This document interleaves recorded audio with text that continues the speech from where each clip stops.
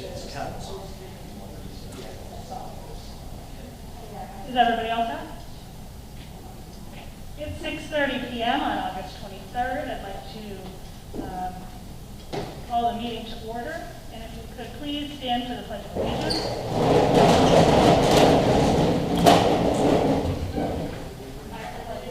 To the flag of the United States of America and to the republic for which it stands, one nation, under God, indivisible, with liberty and justice for all.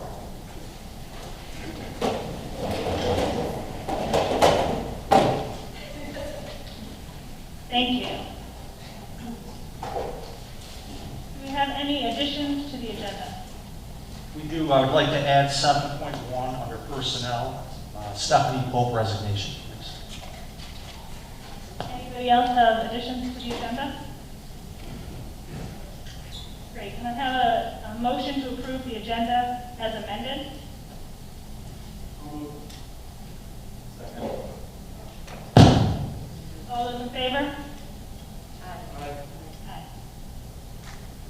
I need a motion to approve the minutes of the July 12th reorganizational and regular meetings, August 10th board workshop, August 12th regular meeting, and August 17th special meeting. I'll second. Any discussion? All those in favor? Aye. The consent agenda is 3.1 through 4.1. I need a motion to approve the consent agenda items as recommended by the superintendent. It includes transportation report, cafeteria report, extracurricular treasurer's report, the district emergency response plan. I'll move. Second. Discussion?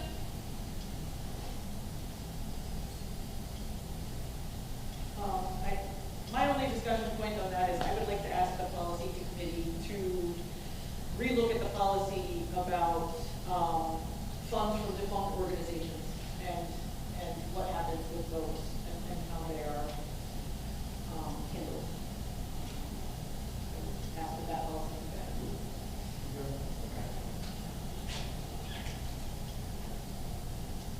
Other discussion?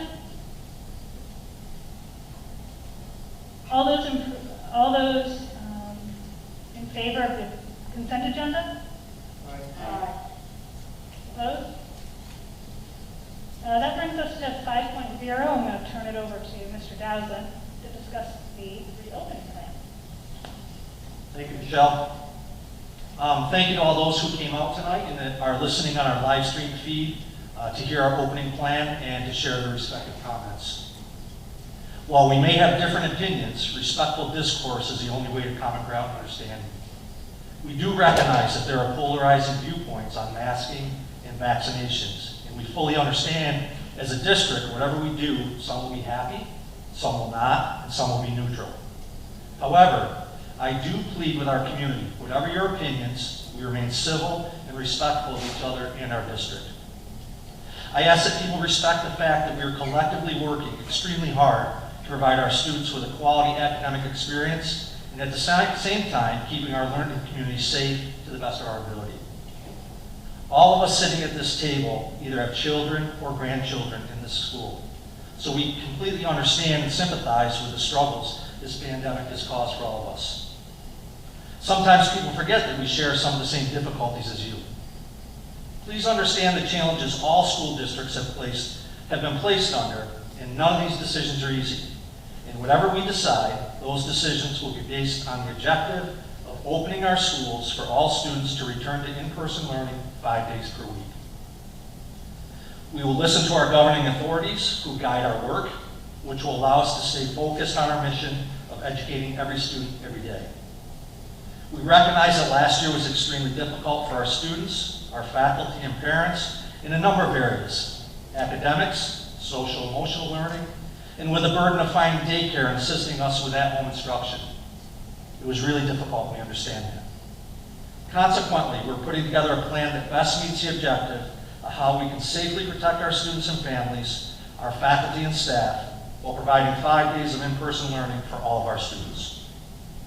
Our plan strives to find a balance between prioritizing the health and safety of our students, faculty, and staff, supporting their social and emotional well-being, and providing a quality education. So with that, I'd like to present to you our plan. Before I move forward, I'd like to thank our administrative team who worked extremely hard this summer putting this plan together. So Matt Crum, our business manager, who cannot be with us tonight, Mr. Arquette, our middle school, high school principal, Ms. Heather Thomas, our elementary principal, Mr. Kevin Ellis, our director of pupil personnel services, and Mr. Chris Rogers, our director of technology. Our rationale for our opening plan. The State Education Department issued a summary guidance document intended to inform the reopening decisions of school districts across the state. In the 21-page document, Commissioner Rosa noted that this guidance was largely based on recommendations from both the Centers for Disease Control and the American Academy of Pediatrics. Given the fact that the State Education Department, which is our regulatory authority, has now endorsed the recommendations of the two preeminent organizations tasked with constructing guidance for schools, our school district is compelled to follow this comprehensive guidance. In fact, we've been notified by our legal counsel and our insurance carrier that following these recommendations is advisable from both a legal standpoint and an overall liability mitigation standpoint. The course of action has also been recommended by the Madison County Board of Health and our district's medical director. We are the responsible party. As a district, it's our responsibility to follow recommendations of the entities widely regarded as medical experts on mitigating the spread of COVID-19. This will allow us to provide a safer learning environment for our students, faculty, and staff. As a result of the guidance received to date, the following strategies are being proposed for the board's adoption for the start of the 2021-22 school year. Academic instruction. The SED guidance clearly states, so long as allowed by public health officials, schools should be open for in-person teaching and learning, and students should be in school. In support of those recommendations by the State Education Department, the CDC, and the AAP, the Hamilton Central School District is planning to return to full-time in-person instruction for all students 5 days per week. The district will not be offering remote learning as an option for the 21-22 school year. Only students with a signed physical statement indicating they cannot return to in-person school due to a documented existing medical condition will qualify remote instruction. Those statements must be signed, dated, and sent to the district office by the end of the day on August 27th. That was stated in my letter that I sent out last week to all families. For those who qualify for remote learning, instruction will be provided by a New York State certified teacher employed by our BOCES. Eligible students will be placed in the remote learning program for the entirety of the school year. That is due to contractual obligations. If a student does not qualify for a medical exemption and they elect not to return to in-person learning, they must unenroll from HCS and follow the New York State homeschooling procedures. Students who are out sick, out with COVID, or quarantining due to exposure will use Google Classroom or Seesaw to keep up on their assignments asynchronously. Athletics and extracurriculars. Both the CDC and NICET recognize that school-sponsored sports and extracurricular activities provide students with enrichment opportunities that can help them learn while supporting their social, emotional, and mental health. We agree with that. All athletic teams will follow the New York State Public High School Athletic Association guidelines pertaining to practices and games to mitigate the risks of COVID-19. Masks will be required for athletes, coaches, and spectators for all indoor athletic and extracurricular events. Spectators unwilling to wear a mask will not be allowed to stay. Masking is not required at outdoor sporting events. There will be no restrictions on occupancy at after-school events or athletic contests. The CDC does recommend screening testing for high-risk sports and extracurricular activities for participants who are not fully vaccinated at least once per week when in a low or moderate transmission zone and twice per week when in a substantial transmission zone. Per NICET recommendations, high-risk sports, which are football, boys and girls basketball, wrestling, volleyball, ice hockey, and lacrosse, and extracurricular activities should be virtual or canceled in areas of high community transmission unless all participants are fully vaccinated. Our mitigation protocols, universal masking. The CDC, you on, Morgan? Yeah. Okay, sorry. The CDC, the AAP, and the Madison County Board of Health all recommend universal masking in schools, including when on the school bus. This applies to both vaccinated and unvaccinated individuals in the school and on the bus. Given this guidance, universal masking will be required inside our schools and on the buses as we begin the 21-22 school year. Masking will be optional for student and staff choice for all outdoor activities. Students will receive mask breaks during the day. Mask breaks will be allowed at the discretion of the teacher. In general, an indoor mask break will be a maximum of 5 minutes and spaced physically distanced. The district will have a sufficient supply of masks for students and staff who forget their own or need a replacement, including on the buses. It's recommended that parents find a comfortable and well-fitted mask. We'll continue to review local data and seek guidance from the local and state health officials to determine when it's appropriate for masks to be considered optional indoors. Physical distancing. Just as we did at the end of last year, we'll be maintaining the minimum 3-foot distance standard to the extent possible between students throughout our school to begin the year. The state guidance notes the CDC recommends that school maintain at least 3 feet of physical distance between students within classrooms, combined with indoor mask wearing to reduce the transmission of COVID. PE band and chorus, students will be distanced to the extent possible between 3 and 6 feet. At lunch, students will be distanced to the extent possible between 3 and 6 feet based on building capacity and student enrollment. Our administration will determine additional areas that may be utilized for meals to help facilitate distancing. These areas could include classrooms, the library, or other areas within the school building. Elementary students will have assigned seating arrangements in the cafeteria to create cohort groups while eating lunch. Vaccinations. From our Madison County Board of Health, direct quote, "Vaccination is currently the leading public health prevention strategy to end the COVID-19 pandemic. People who are fully vaccinated against COVID-19 are at a lower risk of symptomatic or severe infection. We'll continue to urge those that are eligible to get vaccinated. Getting vaccinated significantly lowers the risk of becoming infected, 3.5 times lower, of getting ill from COVID-19, 8 times lower, or of hospitalization or death, 25 times lower. At this time, since vaccination is only approved for those 12 years of age and older, it is extremely important that children return to the in-person learning environment with layered prevention strategies in place, which include masking while indoors, ventilation, hand washing and respiratory etiquette, staying home when sick and getting tested, and cleaning and disinfection of the school environment." In regards to ventilation, improving ventilation is an important COVID-19 prevention strategy that can reduce the number of virus particles in the air. Along with other prevention strategies, including a well-fitted, multi-layered mask, bringing fresh outdoor air into the building helps keep virus particles from concentrating inside.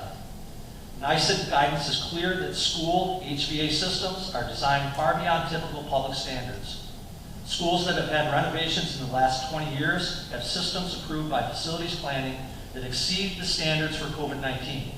As part of our capital project, our upgraded HVA system includes ventilation rates and filtration compliant with the latest codes. These changes have improved our air quality in the building, with ventilation rates increasing in most spaces almost 4 times what they were. In our high school, units are turning over classroom air 12 times an hour, with 4 of them being outside fresh air. Middle school, units are turning over the classroom air 12.5 times per hour, with 4.5 of them being outside fresh air. In the elementary, our units are turning over the classroom air 15 times an hour, with 4.5 of them being outside fresh air. New York State schools are held to stringent air quality standards by the New York State Education Department Office of Facilities and Planning and agencies specific to schools. The OFP requires an extraordinarily high level of makeup air or fresh outside air to be mixed into interior spaces and return vents to circulate air throughout the space. The OFP has determined that the current systems and operations in our building meet or exceed requirements. Hand washing and respiratory etiquette. Our faculty and students will continue to promote and practice proper hand washing and respiratory etiquette, covering coughs and sneezes to keep from getting and spreading infectious illnesses, including COVID-19. Hand sanitizer will be available at the main entry to the campus, inside or outside of classrooms, in the cafeteria, and common areas throughout the building. Staff and students will be expected to regularly wash or sanitize their hands.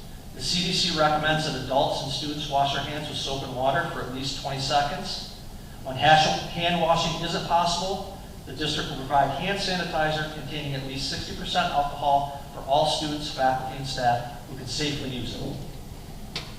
Requirements for hand washing and or use of Hamilton CSD provide hand sanitizer upon entry to classroom, as well as periodic teacher reminders during the instructional day.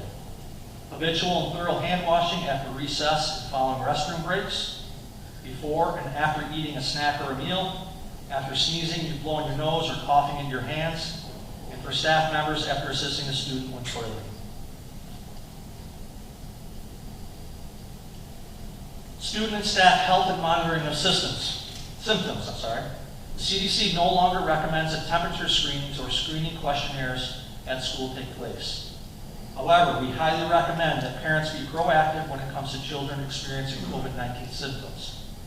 Those experiencing symptoms should stay home and be tested for COVID-19. We encourage families to be mindful of symptoms of COVID-19 and to seek testing when such symptoms are present. Students, teachers, and staff who have symptoms of infectious illness, such as the flu or COVID-19, should stay home and refer to their healthcare provider for testing and care, regardless of vaccination status. If a student becomes sick at school, we will follow CDC guidelines when handling the situation. In the event of a positive case of COVID-19, HCS will follow Ed Law 906, which provides whenever a student or staff member shows symptoms of any communicable or infectious disease reportable under the public health law that imposes a significant risk of infection to others in the school, they will be sent home immediately in a safe and proper conveyance. The school nurse will immediately notify the Madison County Department of Health of any disease reportable under the public health law. The school nurse may make such evaluations of teachers and any other school employees that may deem necessary to protect the health of the students and staff. When cases of COVID-19 for students and staff are confirmed, HCS will notify the Madison County Department of Health immediately and will work with them to determine the appropriate response. The response will be dictated by the nature of each case. HCS will maintain confidentiality as required under HIPAA and FERPA and state law related to privacy. HCS will notify a student's parents as well as any teachers or other staff who have been potentially exposed to a positive case of COVID-19 while maintaining confidentiality as required under federal and state laws. HCS will inform those who have had close contact with a person diagnosed with COVID-19 and follow State Department of Health guidance. Staying home when sick and getting tested. Students, faculty, and staff who have symptoms of infectious illness, such as the flu or COVID-19, should stay home and be referred to their healthcare provider for testing and care. Staying home when sick is essential to keep COVID-19 infections out of school and prevent spread to others. It is also essential for people who are not fully vaccinated to quarantine after a recent exposure to someone with COVID-19. According to CDC guidelines, symptoms may appear 2 to 14 days after exposure to the virus. People with these symptoms may have COVID-19, a fever of 104 or higher, or chills, cough, shortness of breath or difficulty breathing, fatigue, muscle or body aches, headache, new loss of taste or smell, sore throat, congestion or runny nose, nausea or vomiting, or diarrhea. Madison County isolation and quarantine guidance. The following are based on CDC and New York State education guidelines at this time and will be applicable during contact tracing. For fully vaccinated close contacts, they will be referred for COVID-19 testing. If asymptomatic, they do not need to quarantine at home following exposure. They can continue to attend school in person and participate in other activities. In addition to correctly wearing masks in school, they should wear a mask in other indoor and outdoor public settings for 14 days or until they receive a negative test result on a molecular PCR test collected 3 to 5 days after contact. Individuals who are COVID-19 positive within the last 3 months and are close contacts, if asymptomatic, do not need to quarantine at home following exposure. They can continue to attend school in person and participate in other activities. In addition to correctly wearing masks in school, they should wear a mask in other indoor-outdoor public settings for 14 days. A side note, individuals who are COVID-19 positive within the last 3 months should not be tested. Unvaccinated close contacts should be referred for COVID-19 testing if symptomatic. Regardless of the test result, they should be in mandatory quarantine at home for 10 days after the last exposure. Masked students who are within 3 to 6 feet of an infected student in pre-K through 12 indoor classrooms will not be quarantined.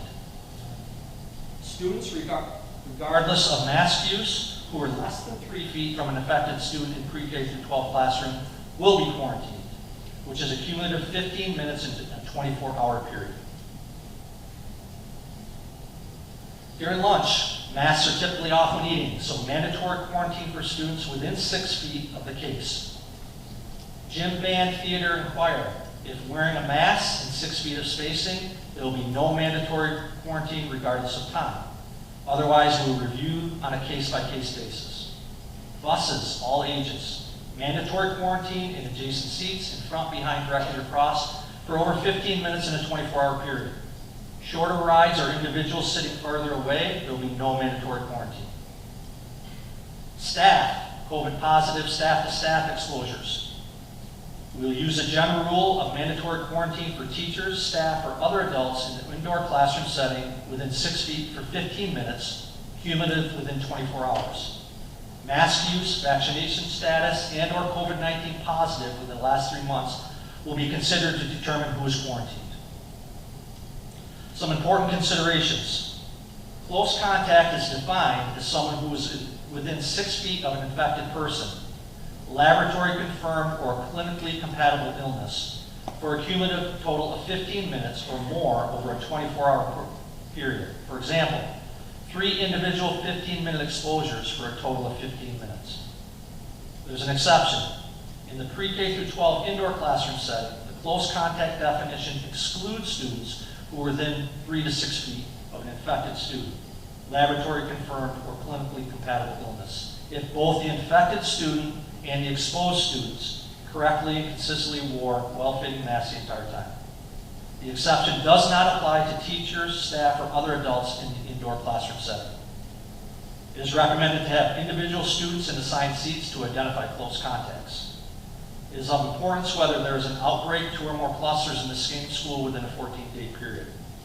Adherence to masking policy, vaccination status of infected and exposed individuals, the vaccination rates in Madison County, including vaccination rates of staff and students, total new cases per 100,000 persons in the past 7 days in Madison County, percent positive during the past 7 days, or the spread of new variants of SARS-CoV-2 virus in Madison County. Those will all be taken into consideration when determining mandatory isolation and quarantine. Return to school protocols after a student positive COVID-19 test result. The ill student can return to school and end isolation once the following are met: 10 days out from the start of symptoms and fever-free for 24 hours without fever-reducing medication and symptoms have improved. Cleaning and disinfecting. Cleaning once a day is usually enough to sufficiently remove potential viruses that may be on surfaces. Disinfecting removes any remaining germs on surfaces, which further reduces any risk of spreading infection. Our school will clean surfaces at a minimum once a day to support a healthy learning and work environment for students and staff. We'll be using the following equipment and supplies. We have a Clorox 360 electrostatic machine, which utilizes innovative electrostatic spray technology to allow Clorox disinfecting and sanitizing solutions to reach surfaces outside the line of sight, covering what conventional trigger sprays may miss. This kills 99.9% of all bacteria on hand on non-porous surfaces. We will use a Sandy Cloth multi-surface cleaner and Buckeye Terminator for cleaning and sanitizing horizontal and vertical surfaces, such as students' desks, classroom work areas, cafeteria tables, handrails, countertops, push bars on doors, and high-touch items. We'll use a crew neutral, non-acid bowl and bathroom disinfectant cleaner, which are COVID-19 rated. for bathroom floors, stalls, partitions, urinals, and toilets.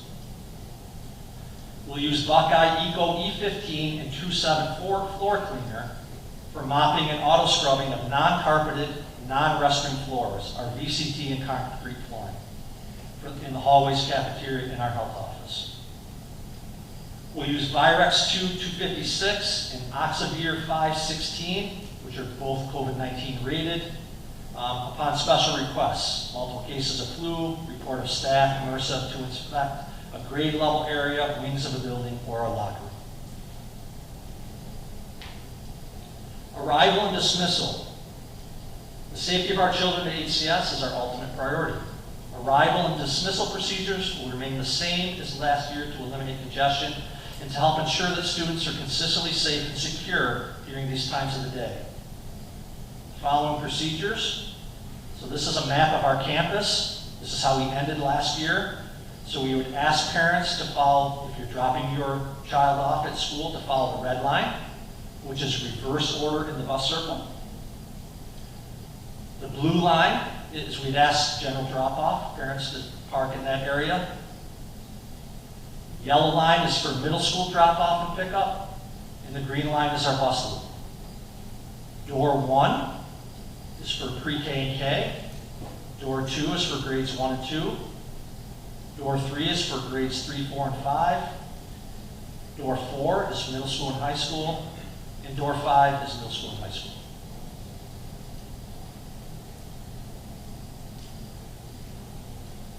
Students may arrive no earlier than 7:45 a.m. Any student arriving after 8 a.m. must enter through the main entrance, which is door 3. Parent drop-off for elementary students. Parents can approach the campus from either direction on West Kendrick, proceed into traditional driveway, and turn right into the bus circle.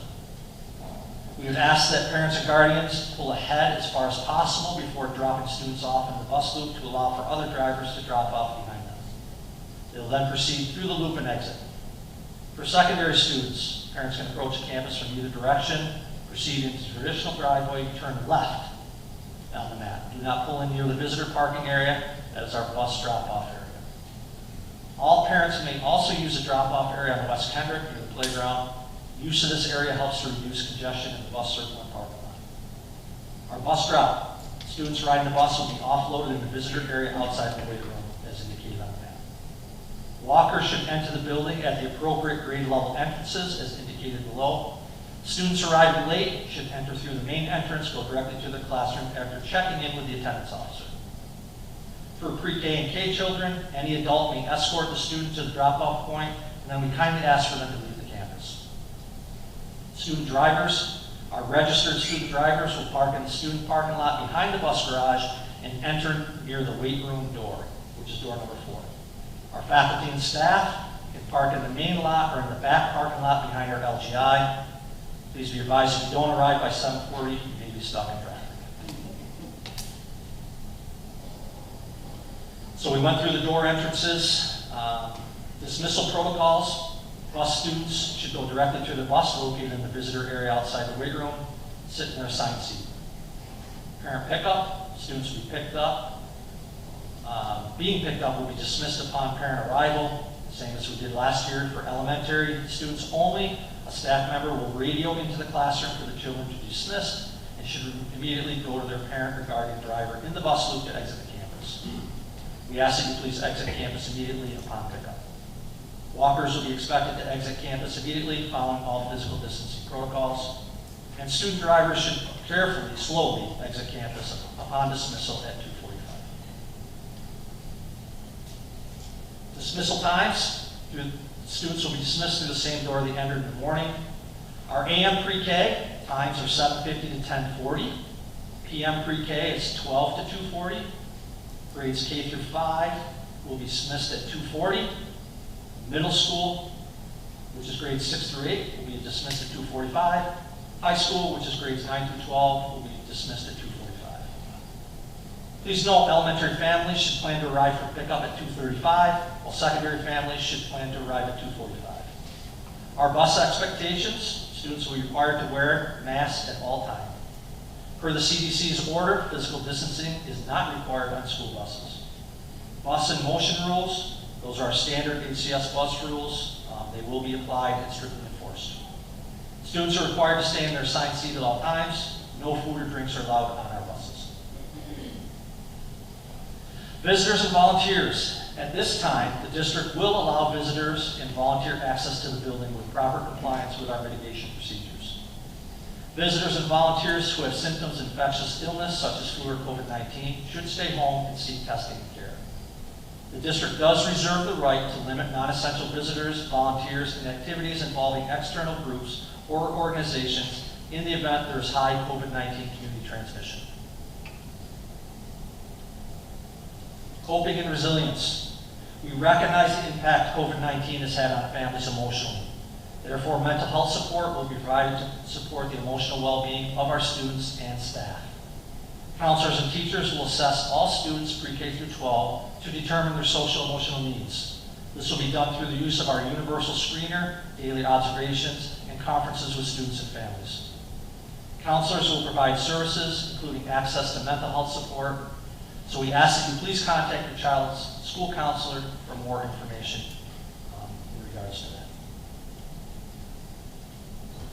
In the event that cases of COVID-19 rise significantly in our community or occur on campus at a level that would lead HCS to partially or fully close, that class, a grade level, or school will transition to virtual instruction taught by the regular classroom teacher. Reevaluation of our plan.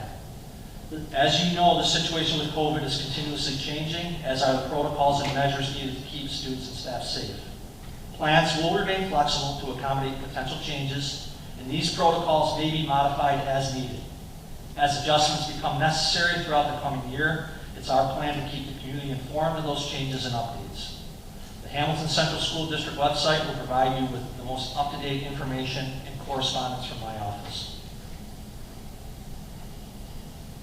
I've listed some references that we utilize to come up with and formulate our plan. They're listed for you. This plan will be on our website tomorrow for you to review and to go over. I will also be sending a letter upon adoption by the board tonight, a letter tomorrow summarizing the plan, referencing our website, and an FAQ page that you can ask questions through. There's going to be many questions, we understand that, and we're still 2 weeks out, and things are going to change. So if you have questions, please utilize that FAQ. No question will go unanswered. Please give us some time to answer them. We'll try to get to you as soon as possible. So that is our plan. I thank you. Board, if you have questions at this time, I'd be happy to try to answer them. Thank you, Bill. You're welcome. Turn it over to the board for questions. So, Bill, just to be clear, you went through a lot of quarantining and isolation protocols. To be clear, those will all be figured out by the Department of Health, right? That's not something parents need to keep in their mind of keeping track of. But the school and the Board of Health will determine all that, and parents will just be notified. That is correct. Yep. I just shared that for informational purposes. All the quarantining and isolation is determined by the Madison County Department of Health in collaboration with the district.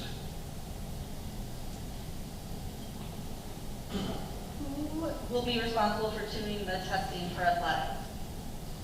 The testing through athletics, our school nurse, I've been in conversation with Doherty's Pharmacy, and they have tests available for us.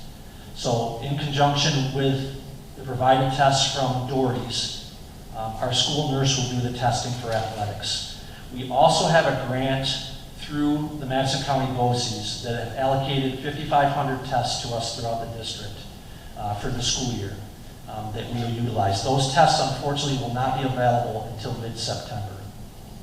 So that's why I reached out to Doherty's to see if they could help us, and they will be able to accommodate us for athletics at this time. So I just, while we're talking about athletics, I wanted to talk about what the plan is within the district, if we've gotten there yet, about when we hit red. Because red says either we don't participate or only those who are fully vaccinated participate. And so, based on the conversation with Madison County Department of Health today, I think we are there. So We are there. So I will meet with our school nurse in the morning. She has a consent form ready to go to parents for the high-risk sports, which right now is only volleyball.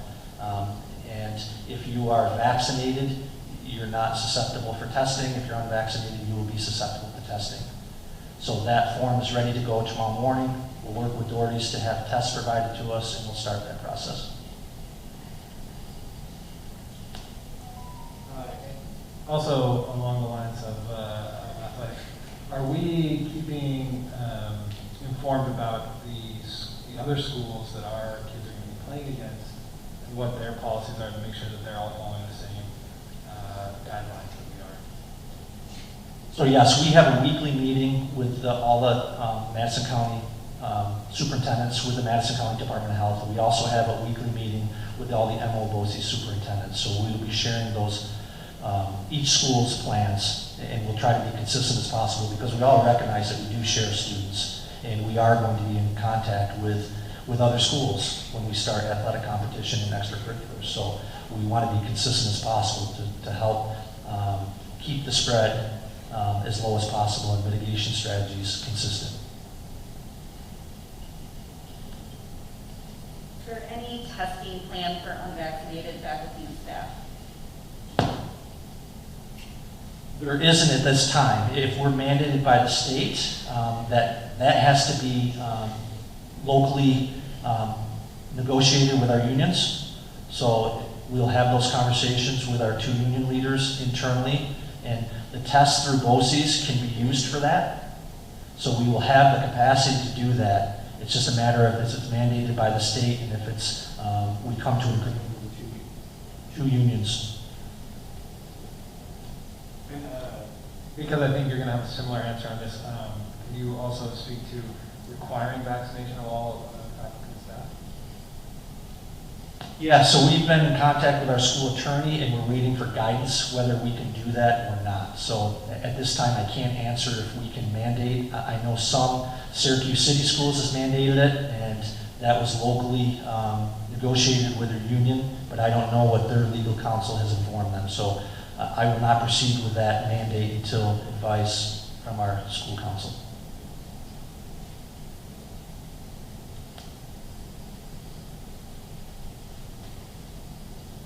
First, I'd like to say thank you, Mr. Dowsland, and to all your staff for all the hard work that went into this plan.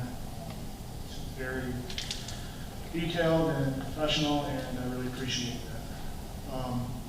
To the extracurricular activities, just to clarify, there is no restriction on occupancy for indoor events as well. Is that right? That's correct. That is correct.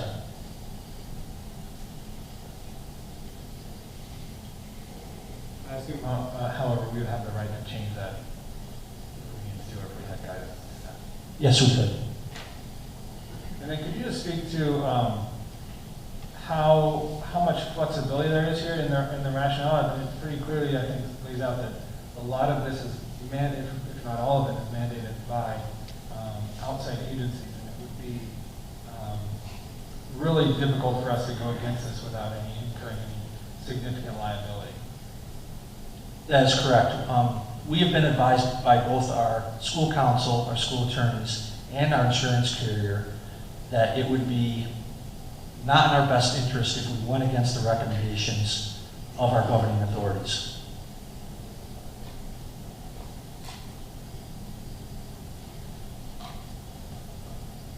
So, I had another question about, there's a lot in there about staying home if you have symptoms, seeing your doctor, that sort of thing. I know last year, many people were required to have a negative test to return to school. Many children with cold-like symptoms were required. Will the negative test be required to return to school? At this time, it is not required to return to school. On the similar lines of thinking, more and more people are using home testing. Does that affect any of the contact tracing, the follow-up, the monitoring of all of this? Do you know that yet? I mean, that's really something that's just evolving and hitting. I don't know that yet. Page 16, Madison County Isolation and Quarantine Guidance. Important considerations, I believe it's number 3. I just wonder if you could clarify this for me, just a little bit more explanation. It is of importance whether there is an outbreak, 2 or more clusters in the same school within a 14-day period. You or Ellen, perhaps you would help me here, just elaborate on that a little bit. Sure. Last year, if you remember, we had to close our elementary for 10 days because it was determined through the county that we had a cluster. And the cluster expanded beyond 1 or 2 people. So the advice of Madison County was to close for 10 days, to let it mitigate itself, and then come back.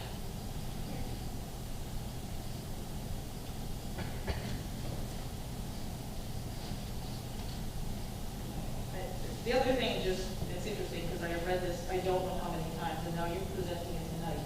That exception to quarantine for students when everybody is masked says student to student exposure. It says not student to staff exposure.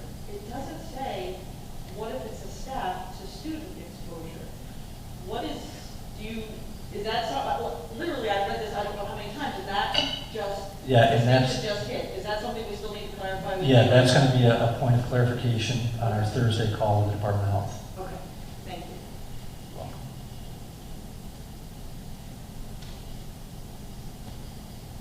Mr. Gosselin, if we adopt this plan, it becomes part of our basic safety procedures for building operations. Is that correct?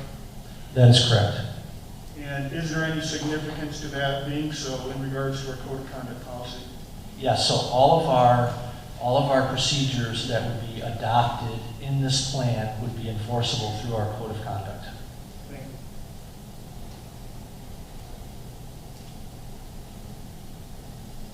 you. On a much lighter note, Thanks. gotta give you some softballs. Is it still not allowed to carry your own sanitizer on the bus? That is correct. Somebody's gonna ask. Do you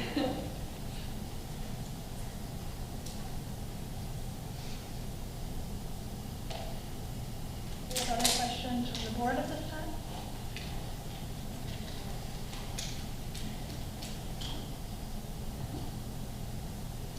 Seeing none. Thank you, Mr. Goslin, for the presentation. You're welcome. Board, for the time put into your questions. Which takes us to the next part of our agenda, which is the participation. I do invite the general public to come up at this time. Please remember that we do have a policy for public participation at board meetings. I'm just going to hit a couple of the highlights, but I do have the policy here if we need to go through the whole thing. We do ask speakers to limit their comments to no more than 3 minutes. Please state your name and the subject that you're addressing about. Please remember that we have a civility policy, policy 0015, that we expect all to comply to.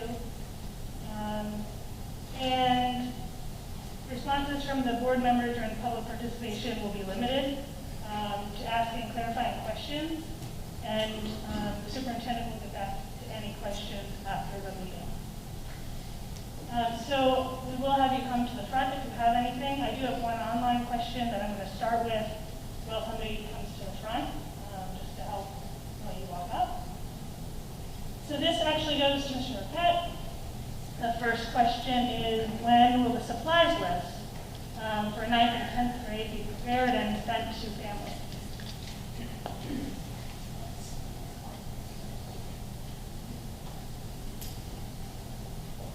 So on 9th, 10th grade, so not most, some teachers have put the supply list on the middle school, high school, is it not? Working. We're good? So they posted their list in the middle school, high school Google Classroom page. If the teacher hasn't, as you go through that, I would email them or me, and I can reach out to them to try to figure out what they need to get together. I do recognize this year it is a bit of a problem, so I'm going to be working with the teachers to hopefully remedy that for next year, and I have a few ideas that can hopefully give us that list sooner, because I know as a parent I've walked into Target after it's been through, and they can be frustrated. So it is something we're going to work on. Great, thank you. And Stacy.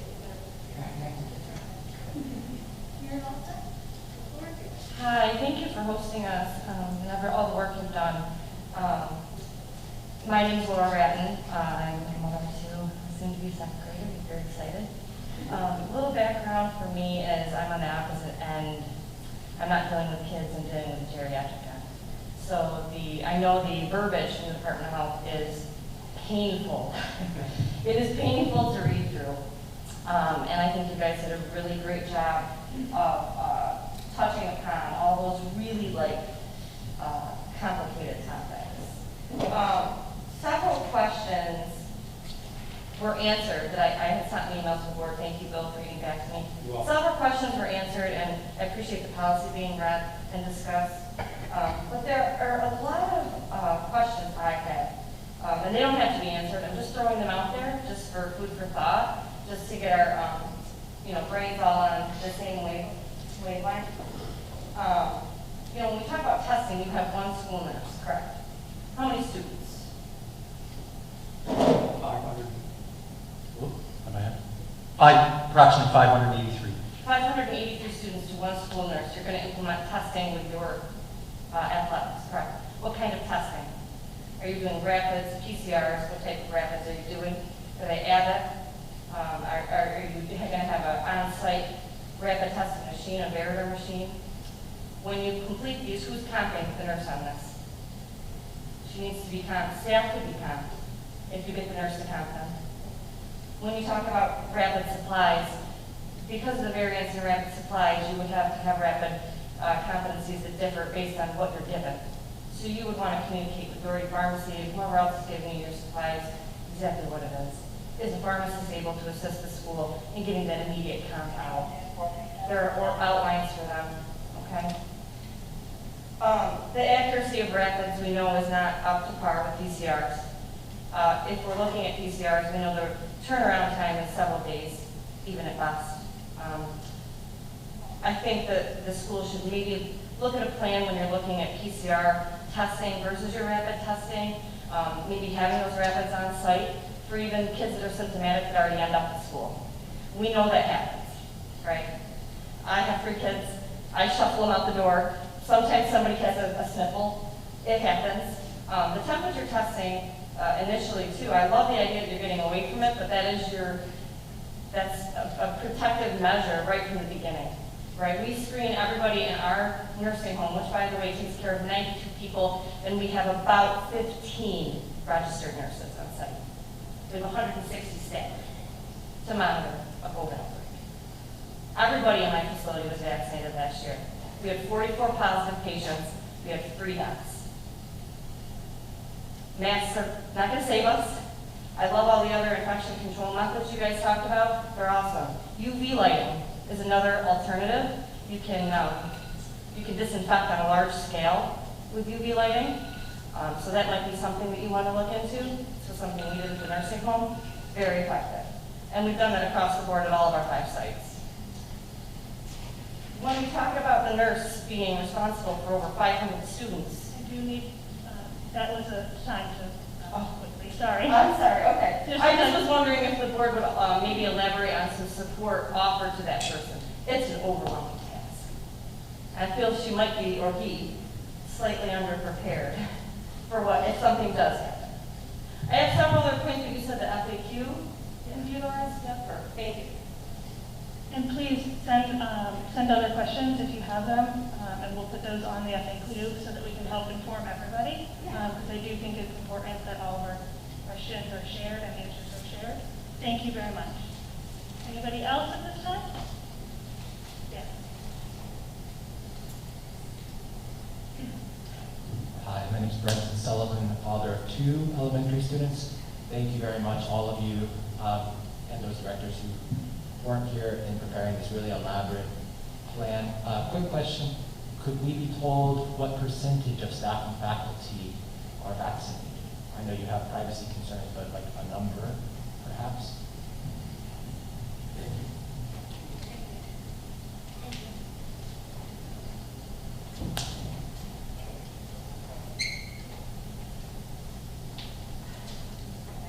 Hi, thank you first for all that you're doing. I know it's a lot of work. I am Rebecca Metzler, and I have a second grader as well.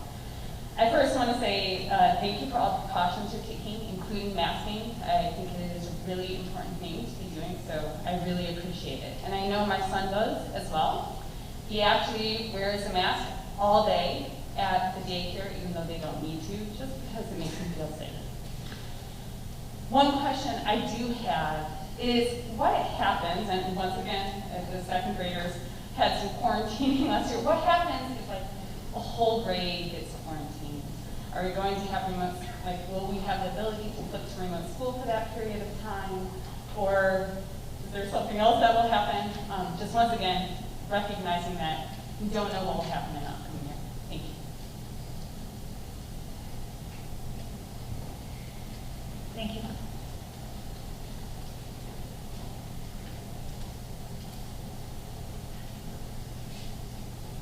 Hi, I'm Ed Dismissal, parent of a rising 11th grader.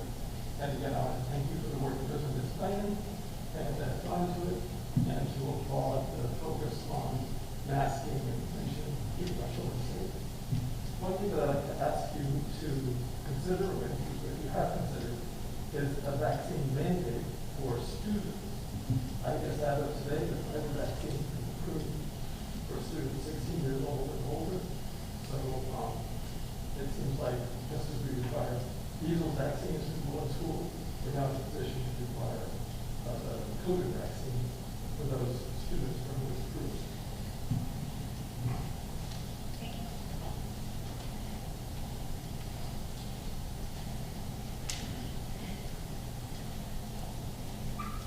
Hi, I'm Amanda Gerhardt, mother of two, one soon to go on 3 days, so I really appreciate all the work you guys are doing to put together a plan to come back and for all students to really try to be safe. I just want to, I guess, task the board with coming up with some type of contingency for younger children who aren't capable of wearing a mask appropriately.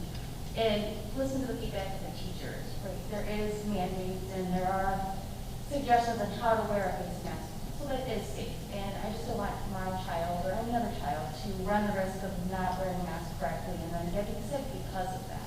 So I just take it into consideration, listen to the teachers, provide them some help if they need to police mask use if that's the direction it's going to continue, but just help them be safe wearing the mask. That's all that I ask. Thank you.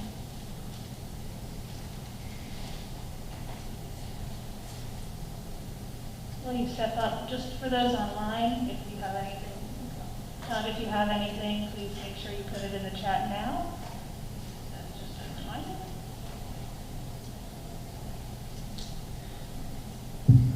Okay. Thanks for the opportunity to speak. Thanks again, like everyone else did, for all the planning. Your name, I'm sorry. I'm sorry. My name is Luke Tenase. I am the father of two. One daughter graduated principal's high honor roll last year. And then she went out to Cupid College and kicked butt there. I have a younger daughter who is still attending school here. I don't know, I guess I have a different take on things than most people here. It seems like you've already made up your mind and said that you don't really have much of a choice but to follow the guidelines.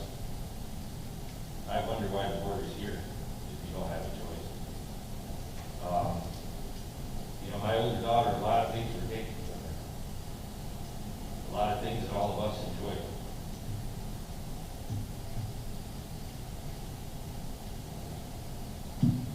I guess I just wanted to say that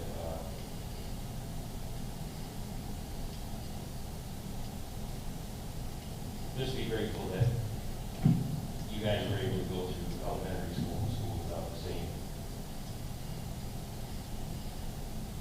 And I'm sorry if I get a little emotional. Kids are all I have. Very few times I've had contact in the school. I'm either polite or they can tell you I'm fiercely protective of my children. I'm not a public speaker. I'm a machinist, a mechanic, and a retired martial artist. So this is not my thing. And I understand that all the experts say, this is what we need to do.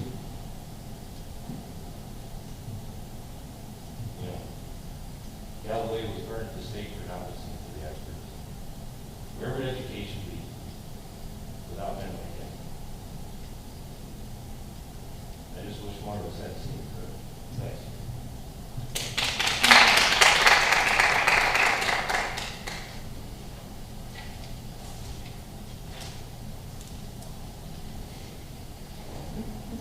Hi, my name is Ratten. I have 3 kids, one attending school. I guess my biggest concerns is some of the contradictory science behind it we're supposed to follow here. You're saying that there is going to be no requirement on the limit of, sports attendees, but yet we're going to socially distance our children while they're learning. I have a daughter with a speech impediment who found it extremely difficult to adapt to masks. In fact, she didn't adapt. And I'm just looking at it from, I guess, a risk versus reward. When we talk about the well-being of our children, I feel like we're looking at one fraction of it, and there's 3 or more other parts of it. When I think of my daughter, I'm thinking the physical, emotional effects of this. She's no longer able to communicate with facial reactions. She's struggling with speech because she can't see you pronounce your words. She has a bad day. She can't read your emotions. Our children are actually 99.999%, chances of catching this, and then their symptoms are so minute that when you look at it, I'm just looking risk versus reward again. You wonder if the damaging effects of the mask are outweighing the positives of, them not contracting this virus. I know there's a lot of studies out there, and I feel like we haven't been presented with enough studies to say, look at the masks work amazingly. Instead, they're looking at multiple layers of protection with masks, social distancing, proper cleaning, and I think combining all of them, we're creating a really great environment for our children to learn, but I think holding one higher than the other, like saying, you don't have to socially distance because you have a mask on. We don't know if it's just masks protecting them, or maybe it's more so the ventilation that we've been allowed to, establish and really, I don't know, sorry, I get a little worked up here, but I was just so intrigued by the studies that said we can't put all our eggs in one basket, and I feel like we're kind of doing that with these mask mandates. I think that out the window went all of the ideas of just your emotional development, and then also, initializing this irrational fear of a virus that our children are becoming so afraid of. And although we should be aware and proactive about it, we should also look at it as a positive side of it. I feel like we look so far down on what if we get sick, what if this happens? But yet we're protecting ourselves with something that's not in here. As of right now, Madison County has 6 positive cases. Let me take it back a step. But I guess what I'm saying is our case level, if you're looking at a poll, is extremely low. And then we look at a school, and there's no talk of if our levels or case numbers go down, will we ever remove masks or be able to sit at a desk without a mask on? But yet, they can sit at a table, take their mask off, and then directly put items in their mouth while eating, but that's considered safe, but it's not safe for them to sit at a desk spaced away from somebody while also engaging in learning.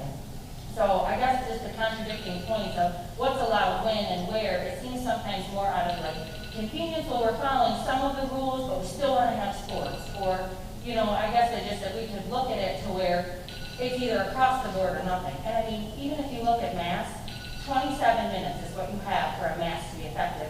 I've seen every person in this room tonight touch their mask. You're moving it up and down. How can you expect a child who's always touching themselves to not soil that mask? If we're looking at CDC. Okay, sorry. 3 minutes. Thank you for your time. Yes.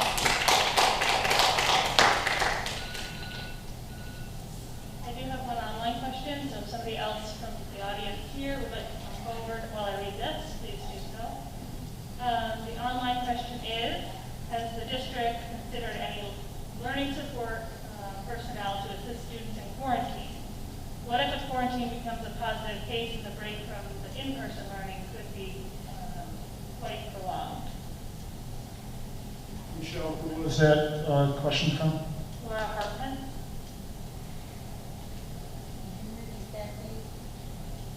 Has the district considered any learning support personnel to assist students in quarantine? If a quarantine becomes a positive case, the break from in-person learning could be quite prolonged.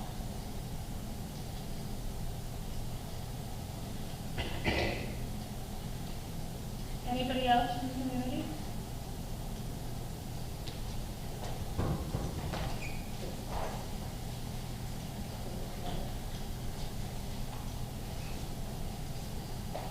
Eric Muller, parent of a kindergartner. I was wondering whether there had been any consideration of allowing lunch outside if the weather permits, and if it is logistically possible, because that's one case where kids can be outside and go from a high transmission indoor mask off scenario to a low transmission outdoor mask off scenario. Thank you. Thank you.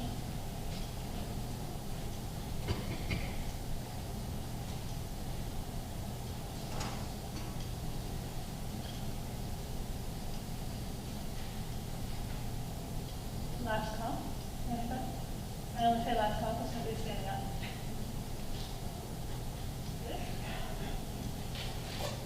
I'd like to thank everybody for participating in our meeting and for sharing your thought. We appreciate it. And again, the FAQ will answer these questions. We've all been taking notes. We'll combine them to make sure that we're catching it all, plus we have the video, so we can make sure that we get some answers.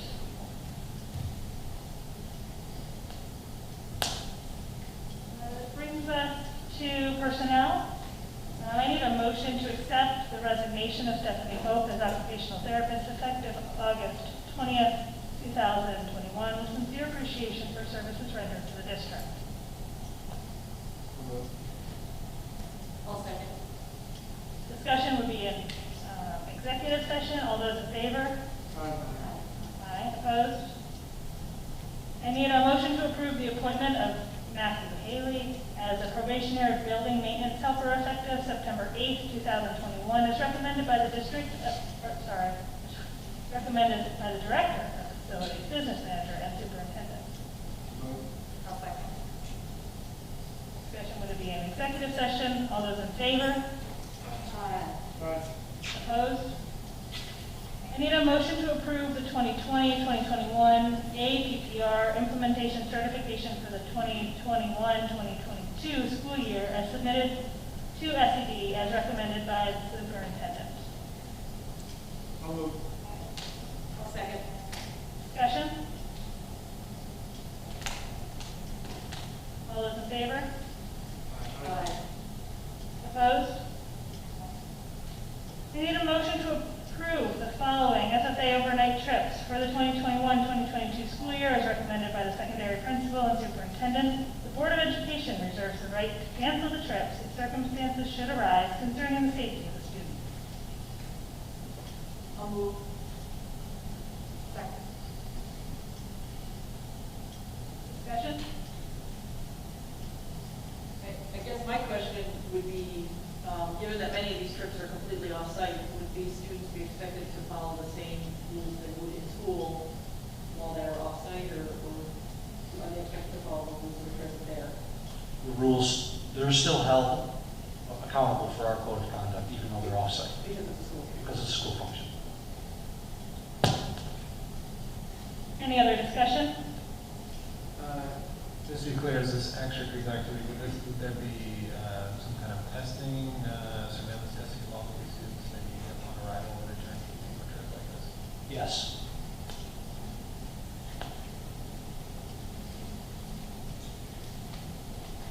All those in favor? Aye. Opposed? I need a motion to approve Hamilton's participation of field hockey for Morrisville Eaton for the 2021-2022 fall season as recommended by the athletic director and superintendent. I'll move. Discussion? Again, the question goes to our plan versus Morrisville Eaton's plan and expectations of those field hockey players.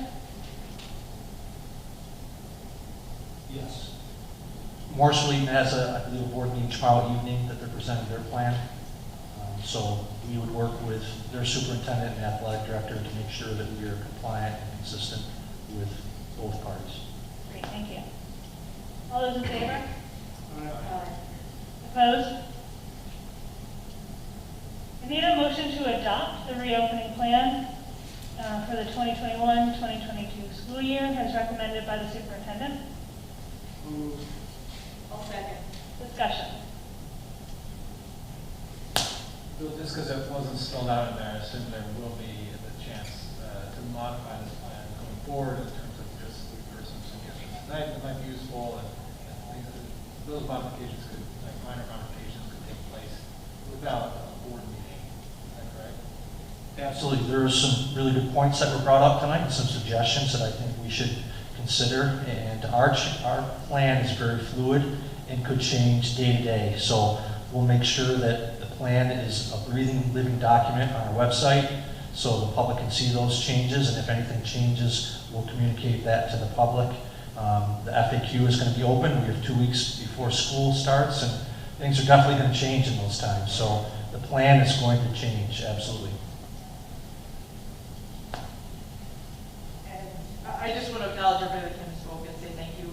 We appreciate the input, and I think there's a lot, certainly, that will go into the FAQs so that we can answer a lot of those questions that were brought up. But I appreciate the voices being here and presenting your questions and concerns.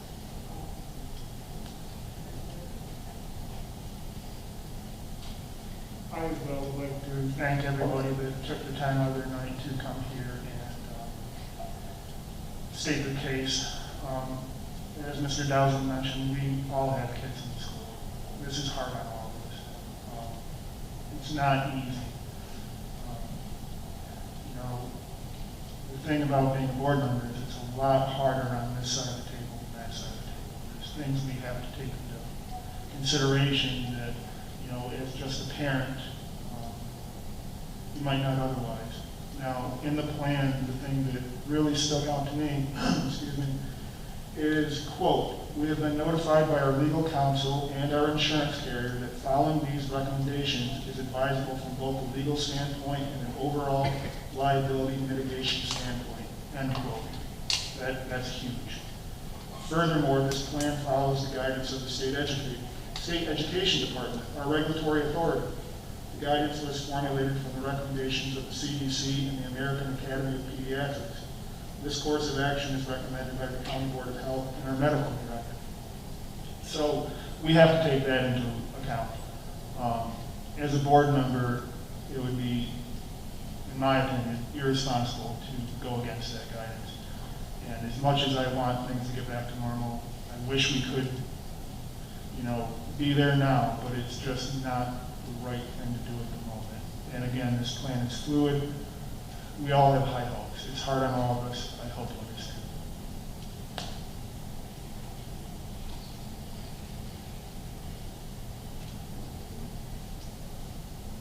All those in favor of adopting the plan? Aye. Opposed? That brings us to 8.0. We have the administrator's update. They're verbal this month, and they'll go back to being written next month. So Kevin's the closest to the microphone, so he gets selected first. Steve.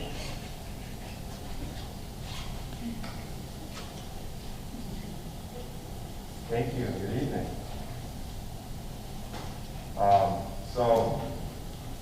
You're going to get the same presentation I gave my neighbor.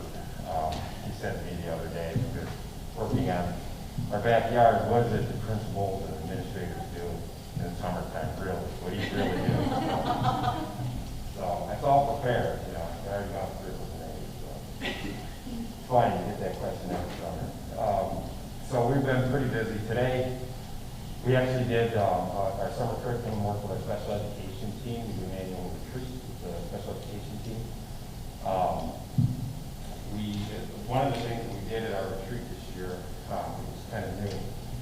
It's generally our retreat is focused around curriculum work, providing guidance on IEPs, Bible course, and those sorts of things. But we spent a couple hours this morning working on relationship building. Anyone who knows me and knows my staff know that I like to follow research and what's best practice. And there's a gentleman by the name of John Caddy that's put together tens of thousands of studies and a meta analysis of what's most of us would think, if you'd ask what's going to affect achievement the most, people would say, oh, like cooperative learning, some sort of curriculum work that, the teachers do.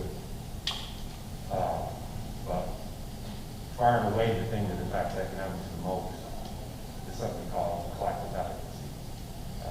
And so, it's kind of a big term. What is collective advocacy? What does that mean? In short, it means that we all believe in each other, that we support each other, that we work with each other to find what's best for kids, that we learn from each other, that we grow together.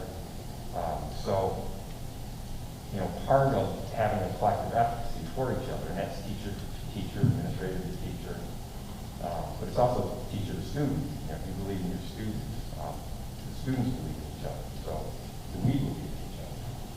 And I think it's timely right now, with all that's going on, we spend some time working on collective advocacy. So we did a lot of relationship building. We talked about things like, where we're emotionally, we have a hard time, when we're stressed out and what we do. We supported each other, talked openly about that. We talked about how we build strong relationships with each other and how we build those with students, share those with new teachers as well. Talked about things like mirror neurons, just the idea of smiling at someone as they walk into your classroom, what kind of effect that actually has on a student, and ultimately their learning. So far and away, collective advocacy, it's not even close, it's the most important thing that helps student learning. So we spent a lot of time working on that today. And then we got into some actual kind of curriculum type of stuff. So we had subcommittees that broke off and worked on our additional staffing and one-to-one staffing, who qualifies, how do they qualify, process and monitoring, phase plan. We looked at our 504 committee referral process, and we're going to make that a little bit more transparent for both families and for teachers. We looked at case managers, those are the teachers, support staff that look out for students' needs, and we worked on plans for all those as well too. Additionally, we worked on writing IEP goals, so that we kind of are real compliant yet right quality IEPs for students and families. That was just today. Other things we've been working on this summer. So working to finalize our aides and TA schedule is kind of a big thing. We have our indicator 8, which I kept you guys up to date with in the past, getting closer and closer to our target goal. That's the parent survey for the parent for the student with special needs with an IEP. We have filled out the survey that we sent to you both online and through email a couple of times, but also we sent out a hard copy. If you haven't filled it out, please do so. We have to have at least 50% of those filled out. We're still lacking about 11 surveys to be filled out. So we actually spent a whole day cold calling parents to see if you filled the survey out yet. So our numbers have come up, but we still need a few more. And we'll continue to call parents. Unfortunately, you don't know who's filled it out already, so they won't give you that information. So, we just have to cold call and keep going through the second and third time phone to make sure that happens. We'll get that. We also have lots of new students that are coming into the building, so we're making sure that their IPs are met. 504 plan, we have ELL students that are coming in, we need to make sure that they have support. We had an OT resignation yesterday, or Friday, at school. So we're busy frantically trying to put together plans so that we have an occupational therapist to start the school. The process for hiring someone, as you know, is not an overnight process. It generally takes a month, a couple rounds of interviews, you have the background checks, the Board of Education approval. So, we're going to do that to make sure we have an OT in place. I will be sending home a letter this week to parents of the students at OT to make sure that they're aware of what's going on with our plan and going forward to support our students that have occupational therapy needs.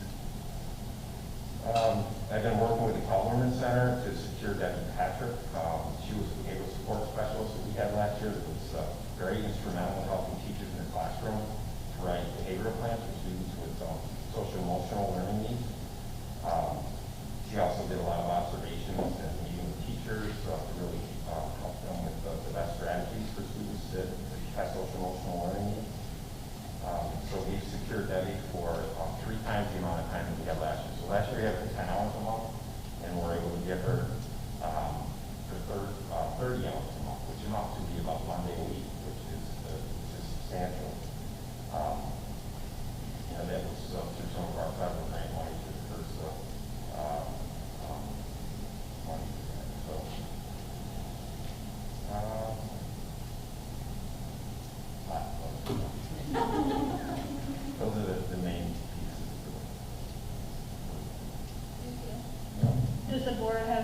questions for Kevin at this time? I was wondering, in this interim without the occupational therapist, is he stepping in and help providing that help in the meantime, or is there some kind of alternative we can do that?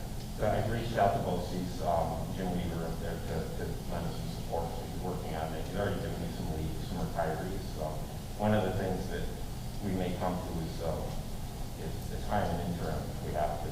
Someone that's already certified, that doesn't have to go through the process, has worked in another school district, and knows the kids, knows OT, could come in and board for the start of the year, while we have hiring process. So Jim's actually given me a couple of leads. Unfortunately, one of those leads is in Iceland until September 3rd. But yeah, that's a really good idea.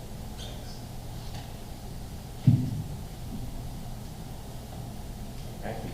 I got you. Before you go home and tell your neighbor about your meeting. You spoke of a survey that you're still hoping to get filled out. So if anyone's listening, might still have an audience, who knows? Where can they find that survey? Is it online? And if not, who should they try to contact? Okay, so they can contact anyone in the CSE office, so myself, Caprice Kiltz is the secretary there, either one of us. But we emailed the survey to all of our parents and students twice, and we sent them a hard copy. The last email just went out last week with a follow-up phone call.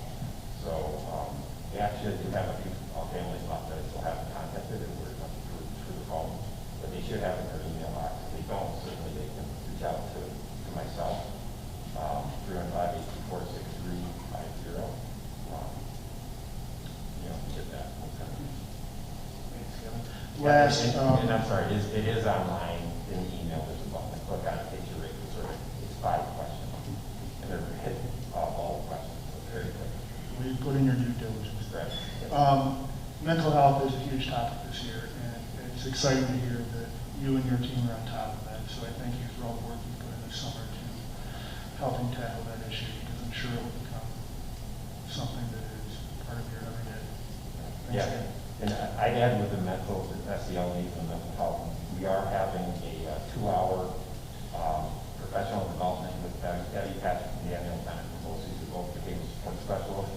It will be on opening superintendent's conference days with all the teachers, pre-K through 12. We'll also be meeting with our aides on social emotional needs of students with COVID, but also how they can support them within the class. Okay. Mark, you're up next.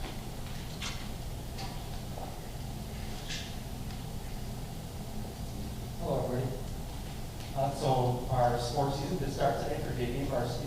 This week, did an excellent job. A couple weeks ago, holding a coaching meeting to make sure that everybody's on the same page with some of the restrictions that they have to follow this year. She also had CPR AED certification courses going on, concussion management training. So that all of our coaches are in a good place to start. Next week, a lot of time we started as well. Summer school finished up. And so the students that were going to VBS more so finished up. We were then last week, so that August 12th, the week before August 12th, they finished up there. So Ms. Mendez and I we weren't running up to VBS every morning, so that's good for us. But it was really great for the students because they were able to receive some important credits that they're going to need in order to stay on path to graduation. So we're happy that we were able to get that put together and be able to have those students attend and get the credits they need to stay on course. Middle school, summer school also ended. It was a really successful program. We shared our numbers around a little bit. But thank you to Ms. Freed and Ms. Maltz for all their work with our middle school kids. They did a wonderful job. A couple things they were working on. They had some density labs going. There wasn't enough space. They looked at the ocean in different zones. Math, they were looking at fractions, adding, subtracting, multiplying, dividing. We talked a little bit about ratios as well. Social studies, we're focusing on historical thinking skills. They created a autobiography so that they started to look at perspective and how that can form. And so in all of that, we're working on ELA skills as well. So, for example, the science, if you're reading something, what are you going to do in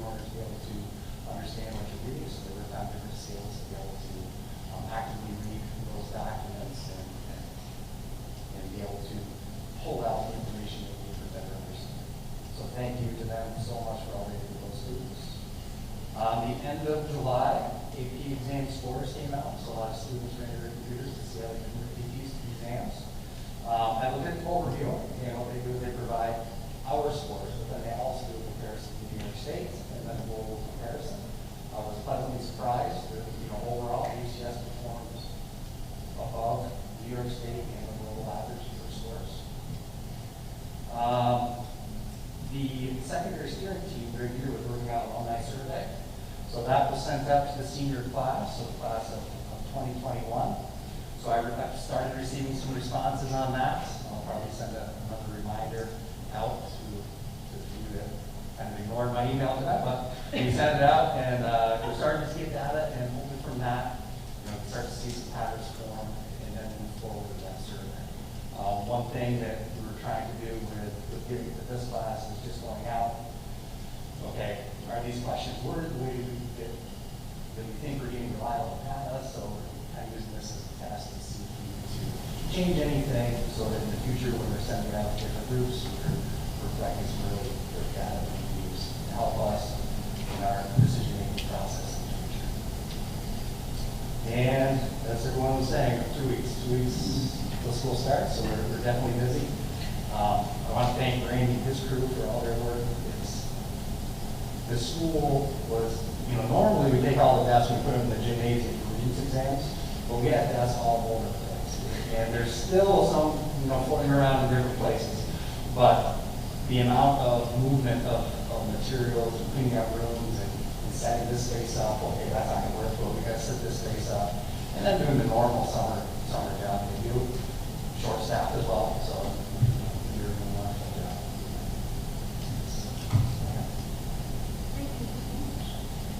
Any questions from the board for Mark?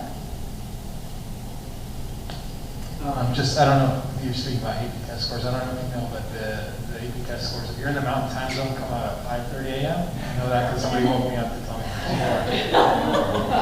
Yeah. And there's a whole AP exam Twitter experience that exists, so you can catch up on what everybody's thinking at 5:30 a.m. Yeah.